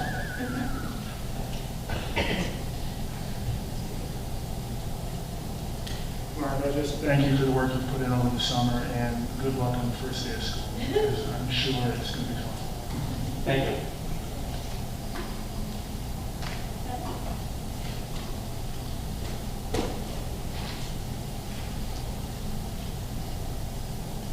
Good evening. So we wrapped up, I have a little laryngitis here tonight. The 5-week elementary summer program wrapped up on August 12th, and we provided summer instruction for 36 students in grades K through 5. It really, wow, that kind of program this year, so we're really excited about that. The program was augmented by using the social emotional learning curriculum, emotional ABCs, and we had our counselor work with the classroom teachers to integrate that into the instruction during the day. And so that was really nice because we also met together as a team to take a look at some SEL curriculums, and we were able to have had some experience with using the emotional ABCs as well as looking at some other curriculums. Also during this time period, a project-based inquiry approach was supported with the development of an elementary makerspace. And that is something that we were really proud of. All 3 classrooms used that. And we also have students that really took the initiative to know about how to use a makerspace, set it up, and they are now, as we start the school year, they're going to be some of the experts teaching other students how to do that. So it was nothing short of pure educational joy for principal, teacher, educator to go in and see these students just creating and being supported by teachers who are helping them incorporate math, literacy, science, all of those subject areas. So we had a huge success. Some of the things that we worked on, the individual classroom teachers worked on with their students is to really focus on science, experiments in some of our older grade classroom, and really looking at literacy in math through a lens of science. Project-based learning was a huge focus in the middle level, and they actually built a golf course using some of the makerspace materials, and a lot of people here had a chance to test it out. So it was super fun. And they were able to then take a field trip to to a local mini golf course that opened early for just our students. So we were really happy that students had a chance to see real world application and also kind of see how their ideas could be used in a real world setting. We also borrowed several, the younger classroom borrowed several building kits from Ulysses and incorporated those into our makerspace. So we really looked at some learning through the lens of engineering in that class. So that was really exciting too. Science curriculum, 6 teachers attended the MLOC's science workshop where they had a chance to work together regionally to develop a deeper understanding of next generation science standards and to develop a curriculum to meet the needs of each grade level. A plan that came back, I knew immediately when they were done because they came back with so many cool ideas and everybody was like, my email was flooded with lots of things that they wanted to try. So that was very uplifting as well. They also had a chance to talk with each other, which as simple as that is, being able to say, hey, I do this in second grade, oh, you do this in third grade, and that was so valuable during those 2 weeks as well.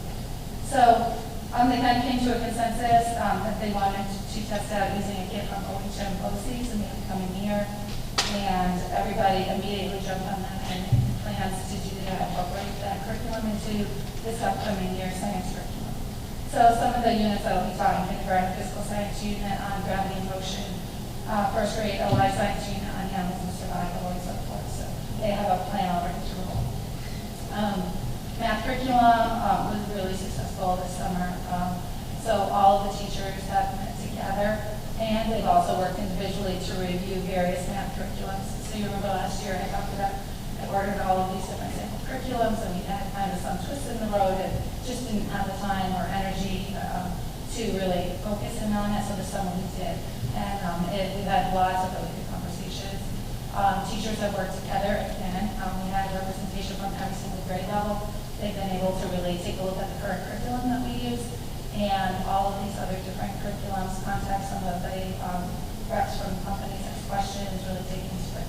And I've been invited to lots of those conversations, so they're really exciting. I'm really happy that, and you can't thank the teachers that devoted that time this summer to that. Tomorrow I will be meeting with everybody, and so I'll have the official answer as to the direction that we want to move in. But it was really helpful. I developed a rubric to provide each teacher with so that they could rate the math curriculums, and so there was some sort of uniformity and really taking a look at them across the board. So I'm excited about that meeting tomorrow. So hopefully at the next board meeting I can give you an idea of what our next steps will be in there. So it'll be really great. I also worked with a group of elementary teachers over 2 days to look at the test results and investigate 3 different programs that met the varying SEL needs of students. So it was really nice for me to have the opportunity to take a look at what the SEL instruction in the classroom looked like. And obviously like how to incorporate that into the schedule is always somewhat challenging, but we had a chance to look at it from the practical part as well as really the content, what we really would like students to know at this point in time. So we investigated responsive classroom, which is something that historically Hamilton has used, and some teachers have training in it. And they have, some of our veteran teachers have incorporated those pieces of responsive classroom into their classroom. We have new teachers that may want to try some of that. We looked at second step, which has been reimagined, and for the 21st century, this last year they did a digital version of that. And then we also looked at Proximity Project and some others that we sent through. So that was a great couple of things to talk about. And then a lot of the focus has gone into really creating a schedule and the details for this upcoming year. So the schedule, Kevin and I worked on a lot, and I think we're ready to roll with it, so it's exciting. And then we also, planning has begun for after school and extracurricular activities. So that was an area that was limited last year, and so that was a real focus for the summers to be able to provide students with lots of those opportunities.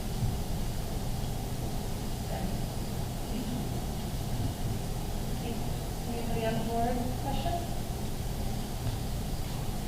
We've had you have a lot of new hires. I'm wondering what has been done to help onboard them, but then more importantly, like what can parents or the community or even us as a board do to help welcome them? I think it's a hard time to transition to a new position. Is there anything we can do to help them feel welcome and supported? So we did have our orientation meeting early in July, and so from that, they have actually developed a lot of relationships with our staff here at the school. So I'm really happy to hear that. I have been in email contact with everyone, so that's been really nice. So it was just kind of an opportunity for them to say, for us to say welcome, and any questions you have whenever, feel free to reach out. And they have done that.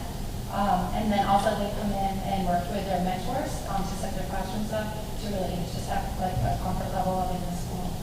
One of the things that we are planning for, which with your support as well, is we have the opportunity to offer them some training, and that is I can't stress enough how important that is to have like a solid foundation to learn really good habits coming in, and otherwise some of them are moving from out of the area to our district. So I think on a personal aspect, I think it's just you see those new faces and can kind of recommend the best restaurant in town or the places to go, personal pieces. That would be great as well. I know that did make a difference when I moved to Hamilton from another town, and I didn't know where to get my haircut. So things like that would be really helpful, and that's one thing I think our community is great at is welcoming.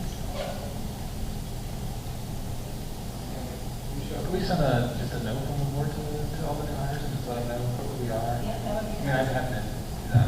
Yeah, that would be great. Yeah. Heather, thank you as well for all the hard work put into the summer. It's exciting to hear about all the work that was done over the summer, and all the learning that happened. Moving forward this year, are you hopeful that there will be more opportunities for you and your staff to reconnect with the students and community? This last year, so much of that was unfortunately lost. I'm thinking about things like science fair, but just the reconnecting with the community. How important will that be this year? Yeah, absolutely. So we've already been in contact, and some of the different teachers that lead these groups have been in contact with Colgate, and really looking at reestablishing those connections with our Colgate partners and different programs.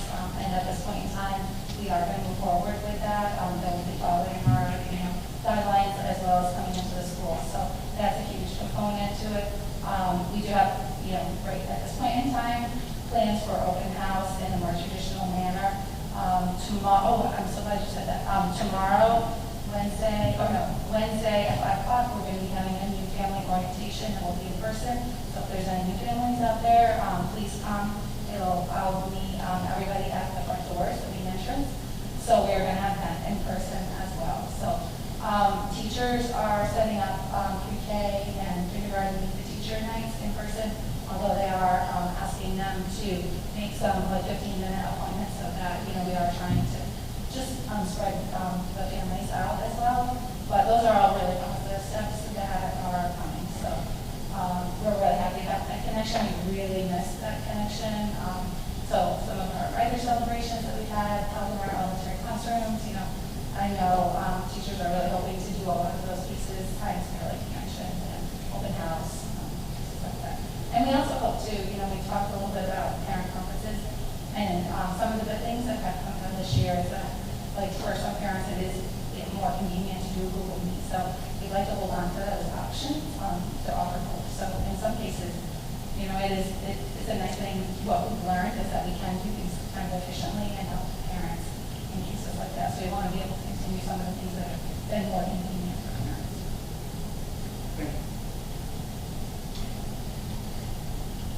Thank you. Good.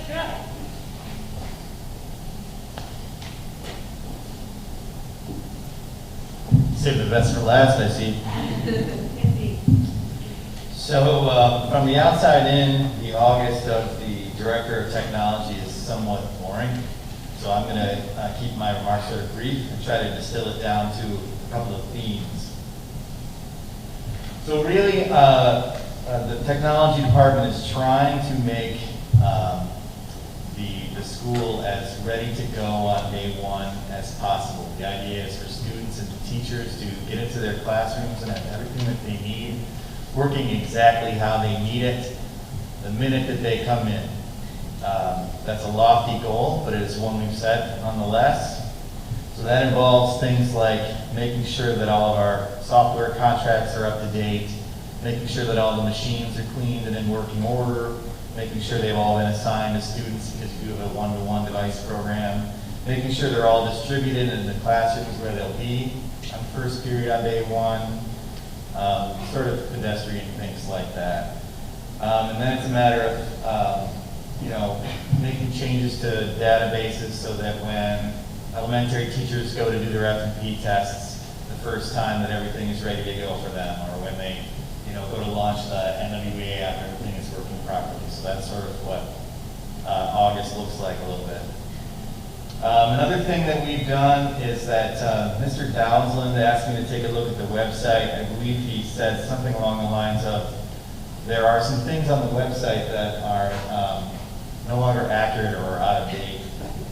But I have to tell you that once I started down that rabbit hole, I completely redesigned the website. And I really just wanted it to be functional. So again, themes. I wanted it to be functional, and I wanted it to be simple, and I wanted it to be clean and good looking.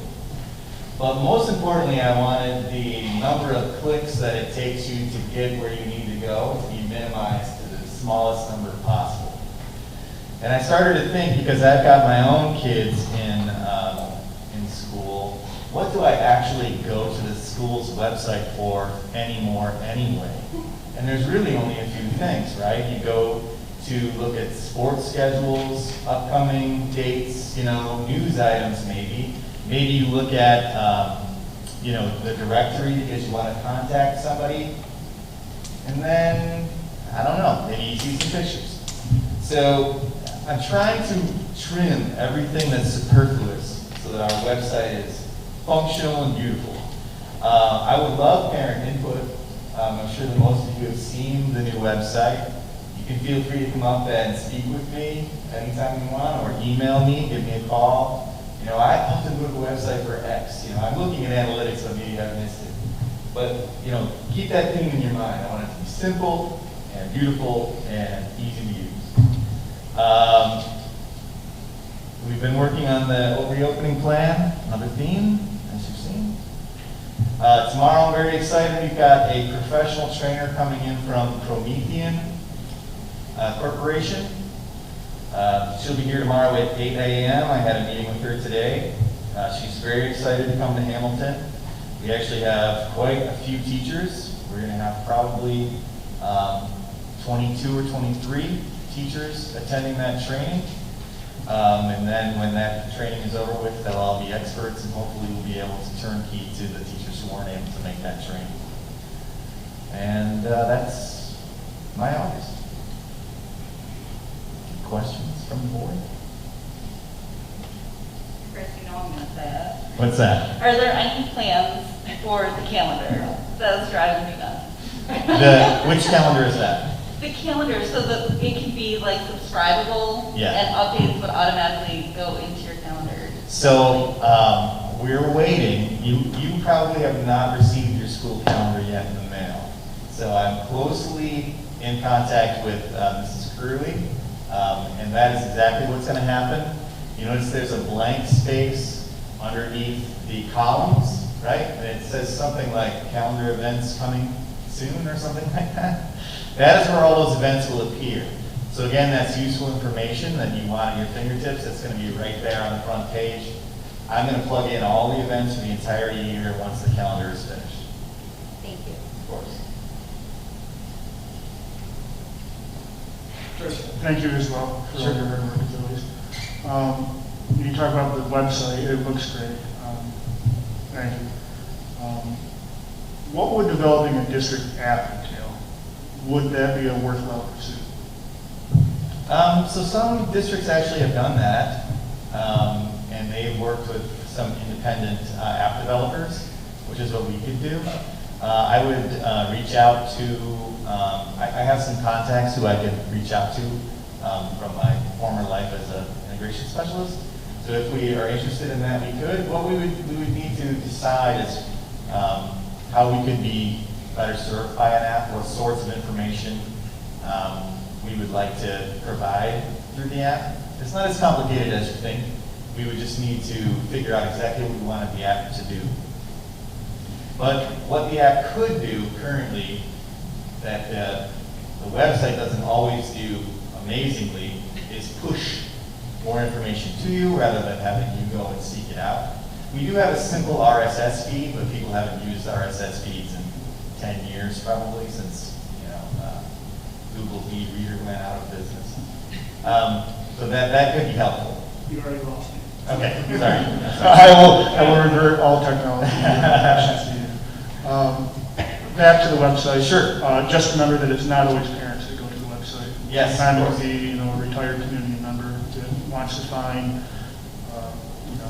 the budget. So Yes. always keep that in mind. And trust me.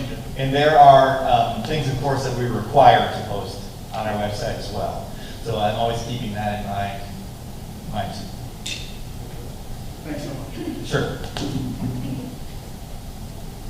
Matt's not here tonight, but we will have a capital project update in a few minutes. I'll turn it over to Bill for the superintendent's report. Thanks, Michelle. Not part of our plan, but in support of our plan, I think it's worth mentioning publicly is I've been communicating with Dr. Woods at Colgate, who's in the chemistry department, and his scholarly area of expertise is aerosol. And he shared a webinar with us that talked about masking and ventilation. And one of the really neat pieces of equipment that we could use is called a Corsi-Rosenthal air purifier. And what it is it's 4 MERV 13 filters and a box fan, all taped together. So the air would come in, and we'd use these in our high traffic areas like a cafeteria where there's lots of students. And the air actually comes in through the MERV 13 filters and then is dispersed through the fan. So you're getting an extra layer of aerosol protection through this Corsi-Rosenthal box. Fairly inexpensive, really cool. It would be a fun project for families to get involved with. I'll work with the Emerald Foundation for some possible funding. Perhaps we could use some of our federal funding to buy the MERV 13 filters and the box fans, and then just ask families or perhaps some of our classes to put together these Corsi-Rosenthal boxes. But a really cool idea that could really help us. Our air filtration system is top notch, but just another layer of mitigation, I think, is worth exploring in a fairly inexpensive, fun way that kind of get the community involved to help us. So I thought that was worth mentioning, and thank you to Dr. Woods at Colgate for offering that to us, and he's willing to help lead that charge for us. So I thought that was worth mentioning publicly. Some really good news. New York State Public Athletic Association announced their 2021 Scholar Athlete School of Distinction and School of Excellence winners. HCS is one of 21 schools in Section 3 and only one of 124 in New York State to be awarded the School of Excellence designation. And that's through the Scholar Athlete Award procedures. So excellent to our coaches, to our student athletes, and to our athletic directors. So thank you. I know we have some coaches here, so thank you very much. Good work. As you know, and we've talked about, we have been allocated $1.149 million through the federal funding, through the American Rescue Plan. That's through over 3 years as an allocation.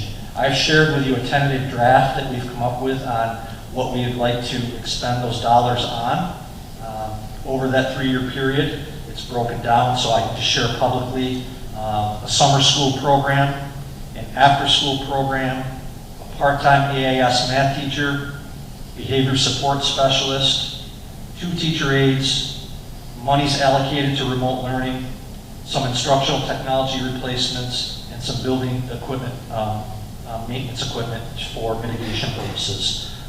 Those will be expended over a 3-year term. You can see the dollar breakdowns as a board. I think this is money well spent. It's available to us. It identifies learning loss, SEL support.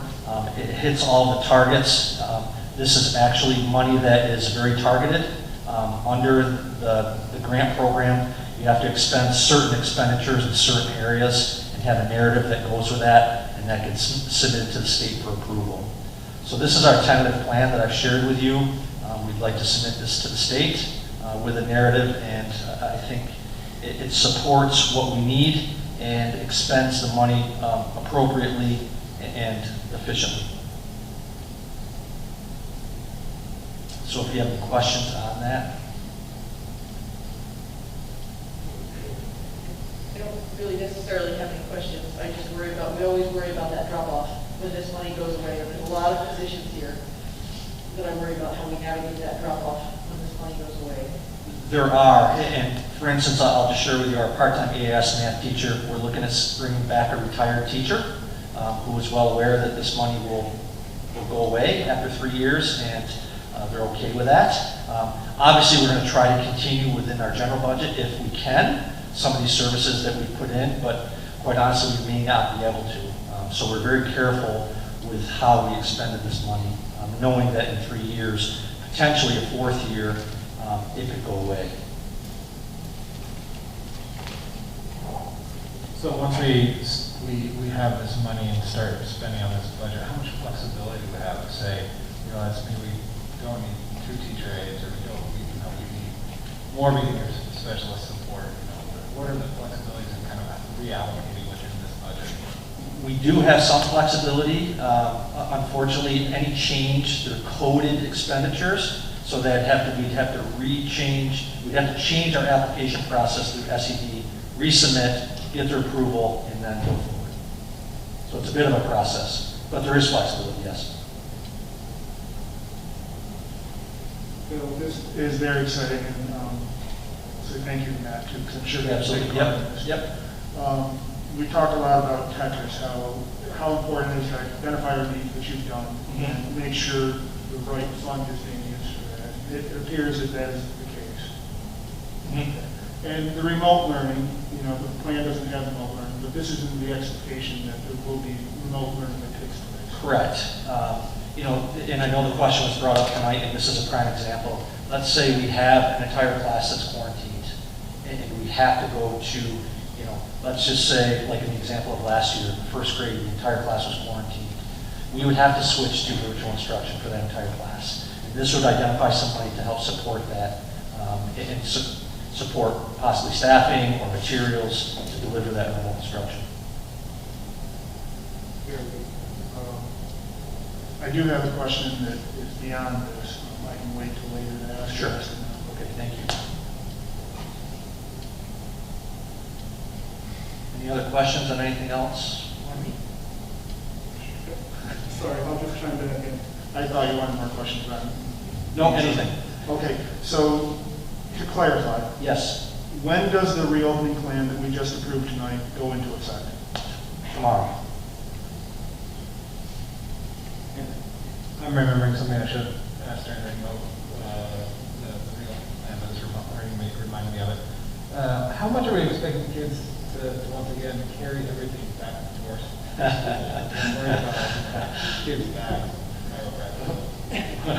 We're very conscious of that, and we'll try to limit that. I know last year some of the backpacks were extremely, you know, we're trying to get back to as much normalcy as possible. And that means leaving materials here.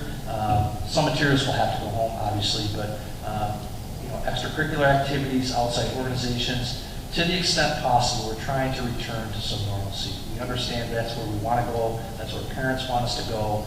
We're going to do that in a safe manner. And it wasn't safe carrying all that supplies back and forth. So we're fully aware of that, and we'll do everything we can to try to limit that. You're welcome. I'll just chime back in. Bill, thank you again for all of the hard work you put in over the summer. I don't know if many people realize how many hours, weekends, overtime, and you know, after school hours that went into this, and we all greatly appreciate that. And again, to all the staff that helped. Thank you. Yeah, we have a very good team here, and it was truly a team effort. Yeah, we really appreciate it. Thank you. You're welcome. Thank you. Thank you, Bill. But you're still up because you're on the capital construction project update. Yeah. More excitement. If you have the opportunity to walk through the building, you'll see a lot of doors being replaced. That's phase 2 of our project. We're replacing all of our internal doors and internal hardware for safety purposes. So we'll have common locks. really nice new doors. You'll see the gym doors have actually a window in them, which is nice. Hopefully they'll survive baseball and softball season indoors, so we'll see, Coach. But we are moving along with phase 2 of our project, which is exciting. It will not be completed in time for school to start, so the construction workers will be working second shift so as not to interfere with our instructional time. And we are continuing to plan for phase 3, which will happen next summer, which is the LGI, bus loop, some other internal upgrades. So it's exciting times.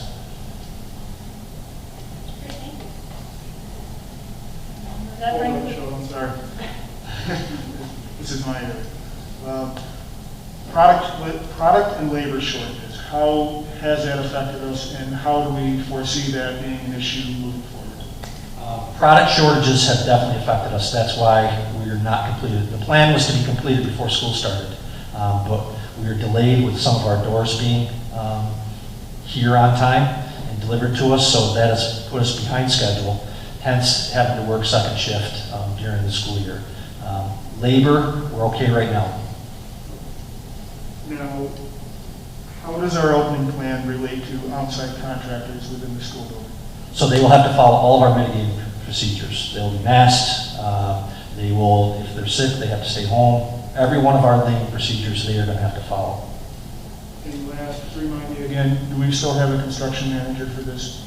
For phase 2, we do not have a construction manager because our architects are serving as a construction manager because it's just the doors. We will have a construction manager here for phase 3, which is a much larger scope of work. Careful saying just the doors. Right. As you know. Exciting. Thanks a lot. Yeah, you're welcome. That brings us to knowledge sharing. So yeah, I had something I wanted to share, mostly with the administrative team. The onboard editor had an interesting article this month about a study showing there was a high correlation between teacher effectiveness and the passing rate of the certification exams. And then also listed data that they showed of which schools in New York State they have high passing rates among their graduates. So I don't know if you will get that, but I can just try and get a clip of that and share it. It also had a link to the data. And there's several schools, like especially upstate schools, that have 100% passing rates for their students. So it's a good 1.1. So those might be like good places to recruit from, or maybe if there's people in the community who have connections with those schools, who can make sure that they know about how great Hamilton is, and students know to look for jobs here before they look anywhere else. So I thought that would be it was an interesting article. I didn't know they had so much data open about passing rates. So. At the end of July, Michelle and I attended the school law conference. It was very legal language, it was by our attorneys, but I do have the handouts from that, and I'll upload that and share it. There were some really good points to look at, some new laws and some policies to kind of look at and things like that. So.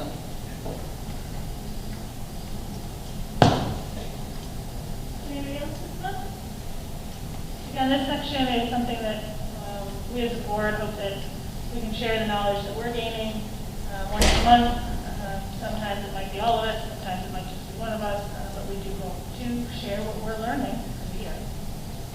Advocacy Updates, Jen.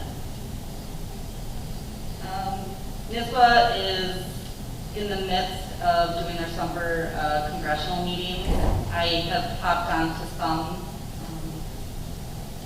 A lot of them say the same thing. But I just want to remind everybody to complete your NISBA membership survey. That is what they're using to really move forward. So there's my goal for that. Please complete that.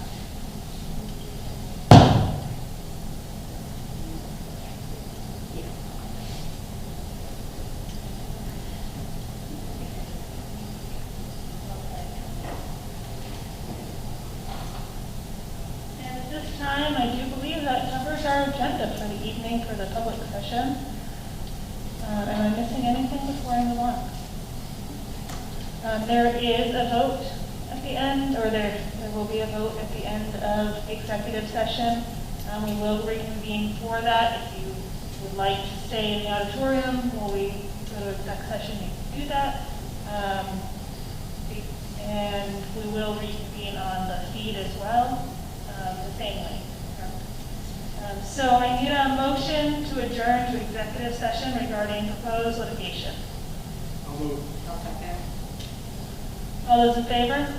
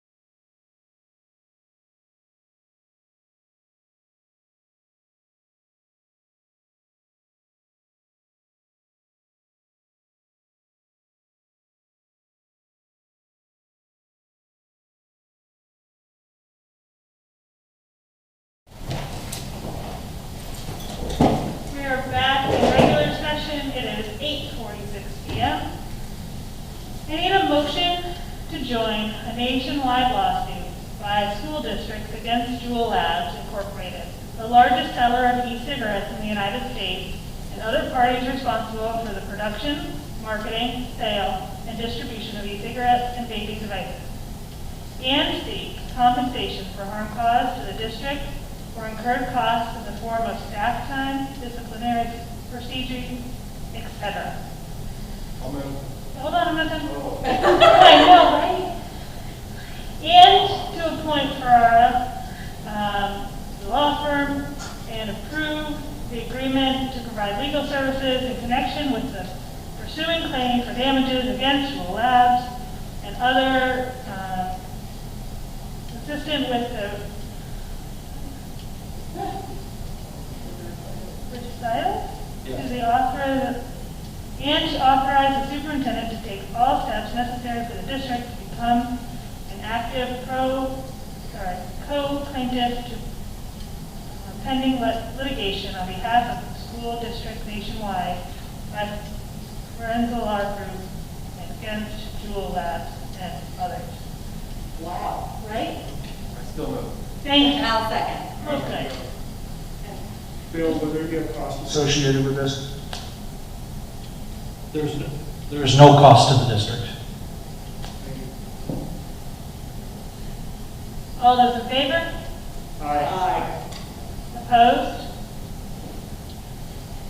Motion carried. I need a motion to adjourn the meeting at 8:48 p.m. Ah, second.